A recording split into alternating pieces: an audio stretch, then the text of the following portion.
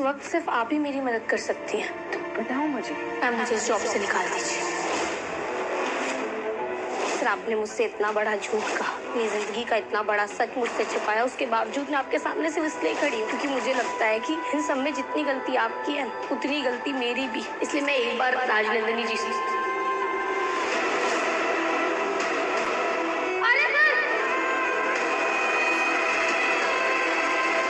इस वक्त सिर्फ आप ही मेरी मदद कर सकती हैं। बताओ मुझे, आप मुझे इस जॉब से निकाल दीजिए। सर, आपने मुझसे इतना बड़ा झूठ कहा, अपनी ज़िंदगी का इतना बड़ा सच मुझसे छुपाया। उसके बावजूद मैं आपके सामने सिर्फ इसलिए खड़ी हूँ क्योंकि मुझे लगता है कि इन सब में जितनी गलती आपकी है उतनी गलती मेरी भी। इसलिए मैं एक बार राजनंदिनी जी से। आर्या की तबीयत अचानक से ख़राब होने लगती है क्योंकि आर्या ने यहाँ पे बीपी की जो दवाई थी वो ली ही नहीं थी, क्योंकि यहाँ पे मीरा ने उसे दवाई दी थी और दवाई देकर वो चली गई थी। उसके बाद आर्या ने दवाई नहीं ली क्योंकि वो भी बहुत ज़्यादा टेंशन में है कि अब अनु उनसे बात ही नहीं करेगी। और यहाँ पे अनु पहुँचती है।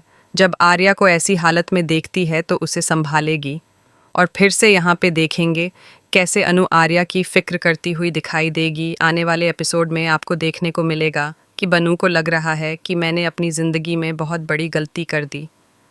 मैंने एक शादीशुदा इंसान से प्यार कर लिया है और उसकी जो पत्नी है राजनंदिनी, मैंने उनके साथ भी धोखा किया है। इसीलिए अब मुझे ना अपनी गलती को सुधारना पड़ेगा। अब यह मैं बिल्कुल भी नहीं कर सकती कि मैं किसी शादीशुदा इंसान से प्यार करूं।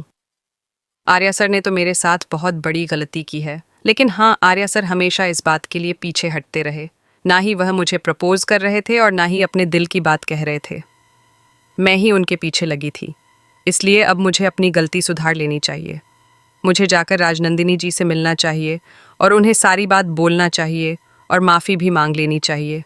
अब वो नहीं चाहती कि वो इस ऑफिस में भी काम करें।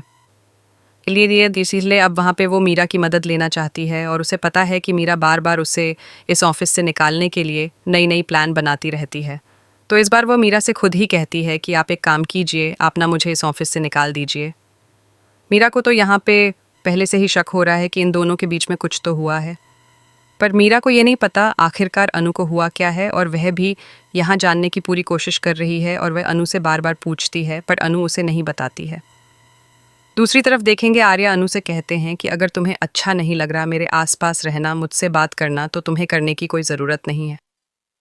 तो अनु कहती है कि मैं तो बस इसीलिए आपके पास हूँ, आपसे बात कर रही हूँ क्योंकि मुझे ना राजनंदिनी जी से माफ़ी मांगना है, क्योंकि मैंने जो गलती की ना उसके लिए मुझे बहुत ही ज़्यादा गिल्ट फील हो रहा है। तो मैं अपनी गलती तो फ़िलहाल सुधारना चाहती हूँ।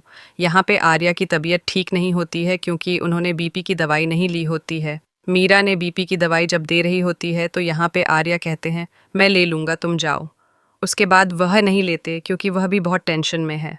उसे लग रहा है कि अब अनु से कभी बात नहीं करेगी और अनु अब उनकी ज़िंदगी से जा चुकी है, जो बात आर्या को बर्दाश्त नहीं होती।